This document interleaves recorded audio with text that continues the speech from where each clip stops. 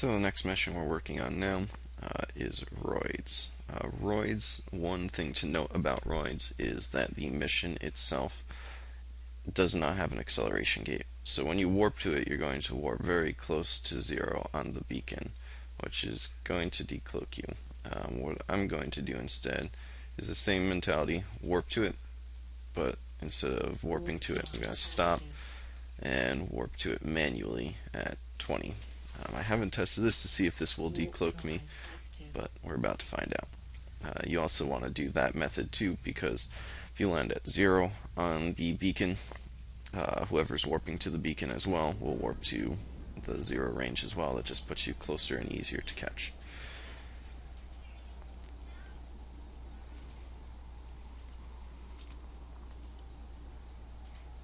So the other thing that's a little more dangerous about this mission as well is the fact that since there is no acceleration gate, someone could be warping outside of your D-scan range and getting you. So this one you do need to be extra careful.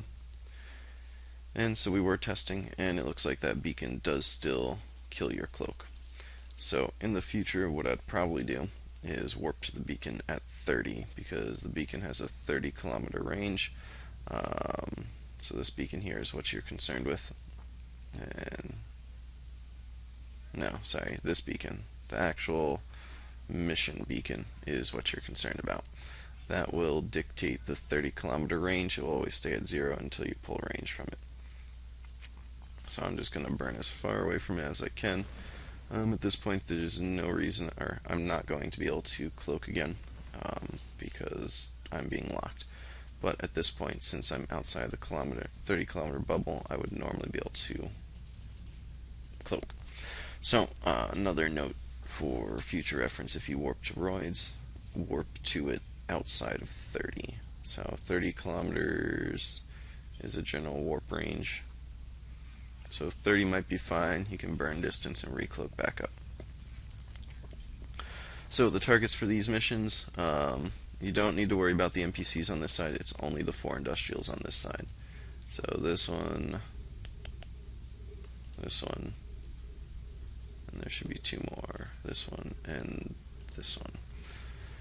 So all the other NPCs don't worry about. These are the only ones you want to kill. Like I was saying before in one of the other missions, you want to use your faction ammo for this one. Your faction ammo also gives you the largest range, so that allows you to get a bigger orbit and stay further away from the actual beacon. So these NPCs, you want to be careful. They are pretty close to you, around 22. You don't want to get caught and hit too hard. That makes it a little more difficult on this mission. So keep a wide orbit, try and avoid it. Keep your angle, like see how my angle is to the ships or to the lasers. I'm going to put it back on the PvP tab. So you want to generally keep the ideal would be the lasers perpendicular with your path that you're flying, but it's not perfect system, so you just want to get as close to that as you can. So again, this mission I want to keep a closer eye on my D-scan because of the fact that there is no gate, so I don't have the leniency of being able to tell what's going to come in on me. So again, keep your orbit path to keep it perpendicular to the lasers. That will reduce the damage as best as you can. The other thing with the Afterburner that's nice is it doesn't increase your plume, which plume makes it easier for you to be hit. More damage is applied to you. One more volley will kill this, so I'm going to stop my guns here.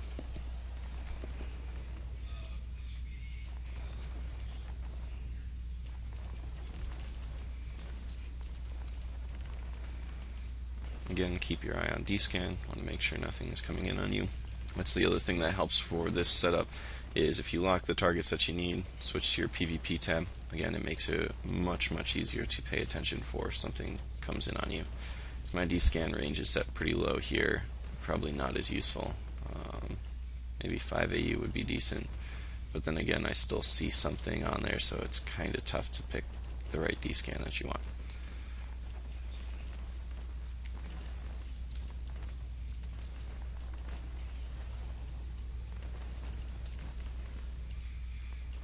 And this mission isn't too bad because you can do it in one reload, which makes it pretty quick, but again, the biggest concern is the not having the acceleration gate.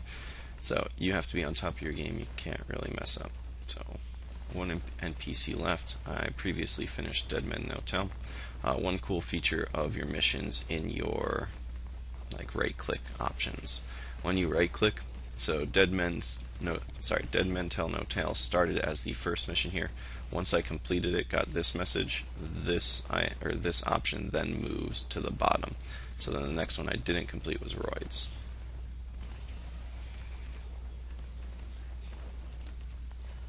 Little tricks that can help you tell when you kind of get in this monotonous zone. So that was Roidiest Rage. I'm going to go ahead and go on to my next systems.